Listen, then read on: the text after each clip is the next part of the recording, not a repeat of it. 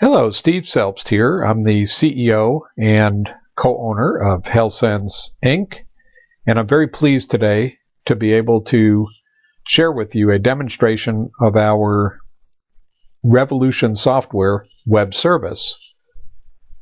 We have a module on this same page on our website which demonstrates the value proposition about the product. So I encourage you to check out healthcents.com. That's www.healthcents, like up here, .com, and learn more about the product before you observe the demo, so you have a little bit of a background and grounding in the value of the product. Now, having said that, in this module, we're going to plow in directly to the actual demonstration. And I will be using a real user ID and setup that I have in place for the purpose of demonstrating the product. So what we do is we simply log in, and the product you'll see has just a few options on the left side. There's business profile option, which is basically where you can add payers and update your registration, your specialties, and the like. There is a data entry section, and you will observe a couple of rectangles and squares inside of squares and rectangles. For instance, this kind of bluish gray charge master section, you'll notice, has a section to click and edit ASC data as well as physician data. So there's really just one single charge master per practice or ASC. And if you have both, then you can certainly utilize the capability of the tooling to assess both facility and ASC fee schedules as well as physician fee schedules. Similarly, down at the bottom, this square essentially has the same kind of capability where you list your payers for both ASCs as well as for physician practices. So fundamentally, we're going to go down the path of the physician practice today for the purpose of illustration, but just know that exactly the same functionality that you're going to observe today is available for ASCs as well. So relative to data entry, what you want to do is essentially import your charge master and get your payer files, one or more payer files, imported. We recommend that you do import at least 2 payer files so that you can compare and benchmark your payers relative to one another, as well as take advantage of the benchmarks that we're going to observe in the tooling. So there's data entry, and then there's reporting, and then there's business models. Those are really the 3 functions of the product, and really, in a way, you can distill this into get your data into the tool and then get your data out of the tool. And the reports and business models are really just variants of basic reports and advanced reports. So without further ado, let's take a look at how we get data into the tooling. We'll click on physician data. And basically what you do is you upload a file that contains your CPT codes, your modifiers, and that would be if you have any specific modifiers such as TC and 026 modifiers that are applicable to radiology services, you would be able to import those kinds of codes. And by the way, that's a new function that we just added to the tooling. The descriptions come along for the ride after you do an import, because we also license from the AMA, their CPT codes database. So any code that you load into the tooling in any of the reports, as well as the input panels such as this one, will display the descriptions, the bill charges, the locations, and then a function where you can delete. If you goof and you want to delete everything, you can, but be careful. If you delete everything in a charge master, then everything else goes away, including your payer files. So typically it's a good idea, if you make a mistake, to just deal with the deletion of a single code. But anyhow, the neat thing about the tooling is you can click on any field, like I just did on bill charges, and sort ascend, descend, whatever you like. Usually it's a good idea when you load information to do a validation by CPT code to make sure that all the codes that you intend to load are there and correct. And if you just need to make a minor modification, let's say on code 84403, I can click on that code, make any change in the bill charge, the modifier, location, and click update, and it's as simple as that. Now, what does this file look like when you upload it? Well, a neat way that we can figure out what the file looks like is we can save the one that's actually uploaded back out of the tool and keep a copy of it. So for this purpose, I'm just opening the file so that you can see it, and you can see it's a very simple file. It's nothing more than your CPT codes, your bill charges, and the site of service. And by the way, the ASC scenario would be your CPT code and your bill charge. You don't need a site of service, since the ASC fee schedule just has a single set of fees by code. And that's basically it. And we recommend that you simply upload those codes that drive about 80% of the revenue into your practice, so that you don't go crazy trying to load 400 different codes when 30 or 40 of them are likely to drive most of the revenue in your practice. So that's the file that you would be uploading. And in this case, I can just save the file back out to disk so that you can take a look at it and see how it would load into the tooling. But basically all it is you would go to the file upload function, you would first click the browse function, then go to the desktop and find the appropriate file on your desktop, and then you would click the file and upload it. I'm not going to do that here since we've already uploaded the charge master. There's no reason to upload it twice, but that's the way you go about uploading it. And you can see there's very minimal data entry required to do that. Most billing systems will allow you to save a CSV or Excel format and create this file. So that's the extent of how you go about doing the uploading. Same kind of situation relative to the payer files. And you can see here that I've loaded actually 6 different payer files, but you'll notice I have one called Payer One Offer, for example, and that's a way in which you can actually load offers that you may get back from payers during a negotiation and compare them back to the original payer file which represents the fee schedule that you currently have in place. As far as what the fee schedule looks like, you have preferably the best practice would be load up the same codes that are in the charge master. And you don't have to load up all the codes if you don't choose to. You can load up a subset. But the business rules and the tooling essentially prevent you from loading up codes into a payer file that don't exist in the charge master. The charge master needs to represent the superset of codes. Again, the modifiers, descriptions come along for the ride. You've already loaded the bill charges and the site of service, the procedures performed annually. So this is a count of frequency performed, and then the contracted rates. So there's a file much like the other one that you saw that just has the codes, the site of service, the frequency performed, and the contracted rates, and that's it, just those 4 data points. And again, if you need to, let's say, update your office visit 99213 rate, you can go here and change $65 to $75 and update it, and voila, everything's good. Your 99213 now is updated to $75, but I'm going to change it back to $65 so that we can preserve the scenario that we're about to look at. So that's data entry. That's pretty much all there is to it.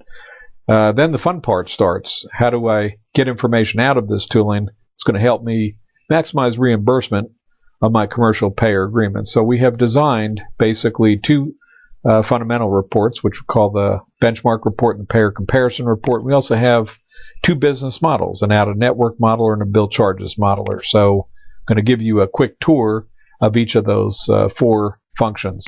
First, for the basic benchmark report, what we're going to do is pick Physician Report 1, and you can see it's a fairly speedy deal. What you get is a table at the top that contains all of your codes, the descriptions, modifiers if you have any. For simplicity, I've gone with global modifiers. That's why they're blank. Blank means global. The site of service, the volume or frequency that the code is performed. And again, this is for the specific payer. This is not practice volume. Your bill charge, the practice charge, which would be just a measure of the bill charge times the volume. The Medicare payment, which is the local Medicare contracted rate in your Medicare locality. The payer rate at 100%, including any co-insurance and co-payments. Then your percent Medicare, which is the division of the payer contracted rate by the division of the Medicare rate in the denominator. And then you get your percent Medicare. The revenue, which is a function of the frequency or volume times the payer rate. And then you get some items here in the blue section, which are very cool, which gives you a regional average dollars, which tells you for that particular code in this particular locality, the regional average dollars are a bit higher than what you were obtaining from this particular payer for this particular code. And then you have the percentages, and we normalize percentages since once you get outside of your region, you need to be looking at percentages because of wage indexing that occurs in different geographies throughout the country. So you have a regional percent Medicare, a state, and a national, and of course region is a subset of state, which is a subset of national. Now what we can do here is we can actually click. Again, the paradigm and the tooling is you don't have to save things out in spreadsheets, although you're certainly welcome to, and I'll show you how to do that. And you can just work right in the functionality of the web service or browser. And so in this case, what we have is a descend sort, which brings the codes that are most important to the top. And one of the reasons I like to do that on a benchmark report is you get the codes that are contributing most of your revenue up top. And you can also do a quick scan to determine which codes may be under reimbursed relative to benchmarks. For example, payer average percent Medicare on your most important revenue producing code, which is an IMRT 77418 in this case, is basically reimbursed at about 105% of Medicare versus regional, state, and national benchmarks, which are much higher.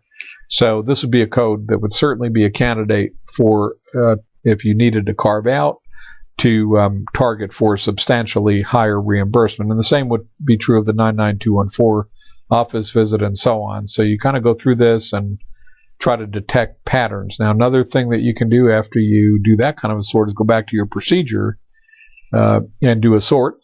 And again, now codes are going to fall into groupings. For example, go down to the bottom. You take a look at your office visit grouping, and what you're going to see down here is that your office visit codes are substantially under reimbursed relative to benchmarks.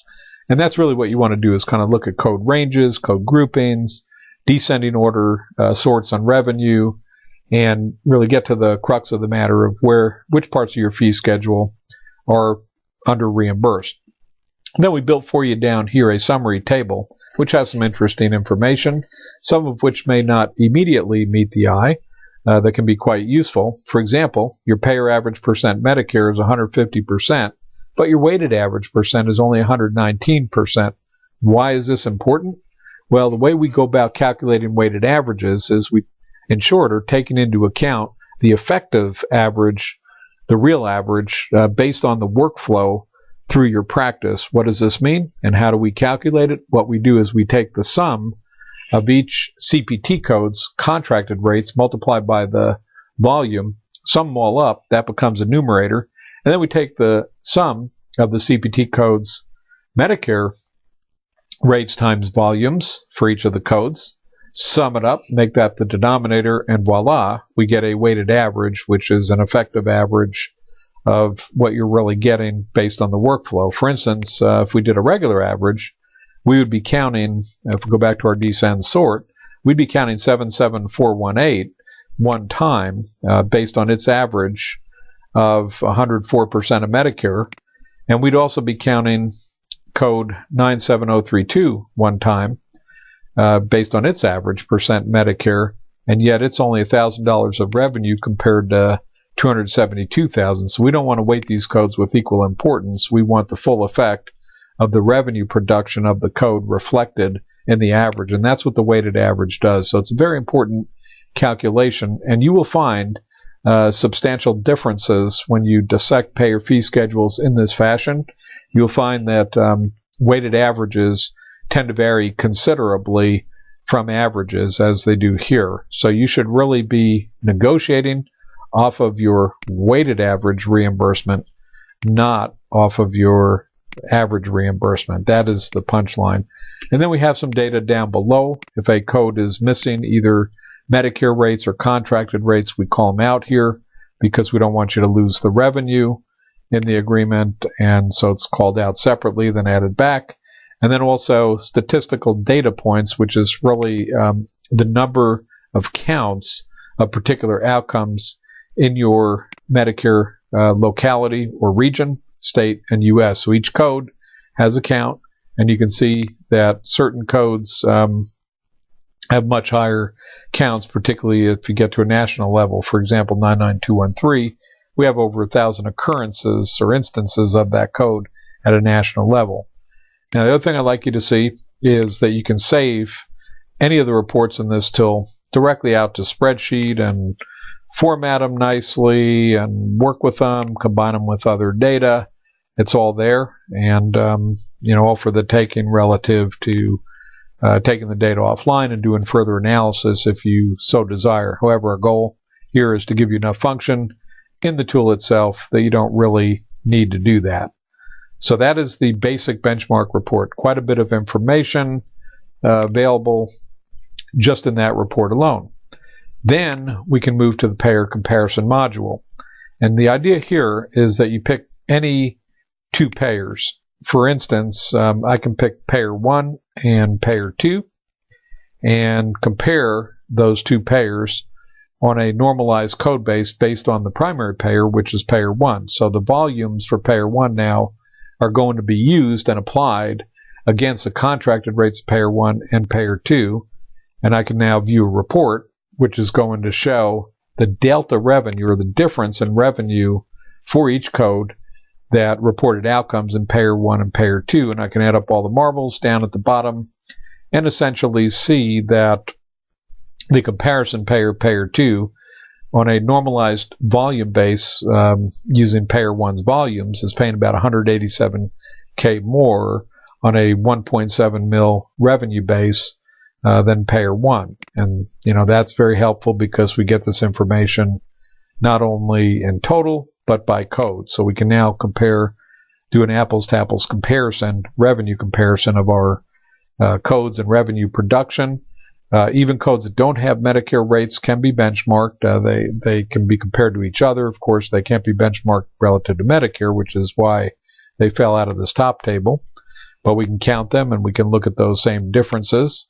And then we can get a total, grand total delta comparison of the revenue of agreement, the payer comparison agreement against primary agreement, and see that it's about 80K different on a normalized code base. And there were a few codes that were knocked out because they were missing either primary payer or comparison payer rates. Therefore, they couldn't be included in this apples-to-apples comparison. And again, the statistical data point, same as you saw in the benchmark report based on the primary payer. So that's a payer comparison module. And then we get to business models. And business models basically are used to do an assessment of your out-of-network analysis and your bill charge analysis. And I want to show you that very quickly. And basically the way this works is that you can take, for example, a payer such as payer 4 in this case, and look at how much revenue this payer makes in-network versus out-of-network based on a set of assumptions which you can control to the left. The assumptions are, for instance, how much business might you lose if you went out-of-network? We chose 30 as a default. What is the administrative overhead? How much more tax might you have on your staff if you have to collect from patients on an out-of-network basis? What percent of your business is entered into the charge master? In other words, I said that you could work with, say, 80 to 90% of your revenue, and therefore, smaller number of codes. Could be as few as 20 to 30 codes out of several hundred. And then your bill charge discount rate, if you typically charge your cash paying patients, give them a 20% benefit, that would be reflected here. And then if we can baseline an agreement with no increase or reflect different increases here.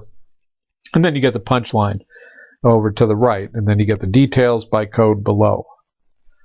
So that's the idea of the out-of-network modeler, and what's useful about this is we can change these assumptions and interpolate on the fly. For example, in this case, right now, we are actually better off in an in-network scenario slightly versus an out-of-network. But what if we only lost 10% of our book of business if we went out-of-network? Well, as you would expect, then all of a sudden the out-of-network scenario would be favored versus the in-network.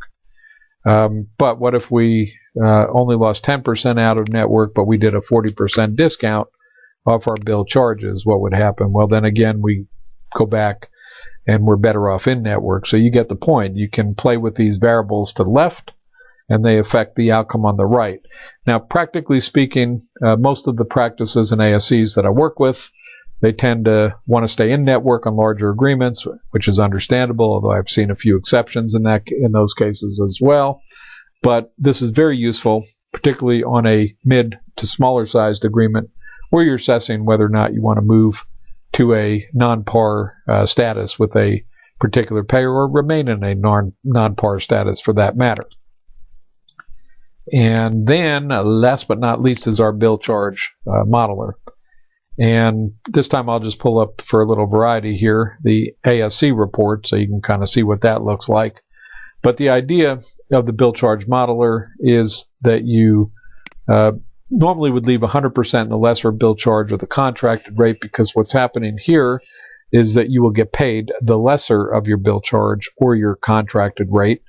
And you want to set your bill charges at a high enough threshold that scenario doesn't kick in on you. And if it does, then the tooling below will identify those codes where there's a problem. We use a 5% out-of-network volume against the volumes in this particular payer, so we can quantify the upside benefit that's associated with making charge master adjustments. And then, in this case, it's an ASC.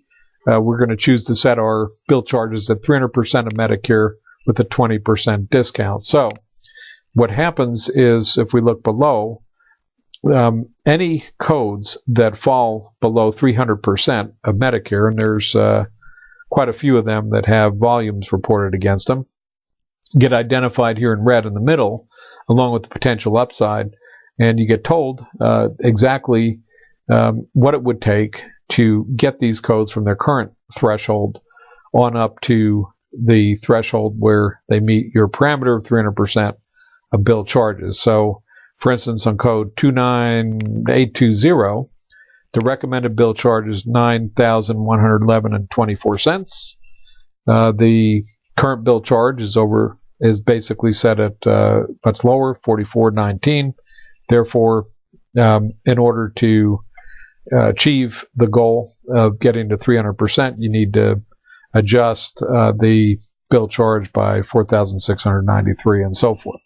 Now, if you had a situation where the bill charge was less than the payer allowable, that would be flagged on the right side, also in red, and that would be a key indicator that you need to adjust those codes up immediately in your billing system because you're getting paid less than the contracted rate. So that gives you a quick tour, folks, through RevolutionSoftware, and want to come back to the fact that this product is meant to assist you in increasing your contract's reimbursement and doing benchmarking so you can understand which agreements are under reimbursed relative to your portfolio of agreements and relative to other outcomes, and is a great tool to assist you in detecting those patterns in your reimbursement that can result in greater upside. I thank you for taking the time out to see this demonstration, and if you would like more information, please also visit us at Healthcents.com. And excuse me, and we have a variety of information here about our products and services, and I encourage you to take a look specifically at our blog as well as some of our articles, which I think you will find to be useful in increasing reimbursement. Thank you.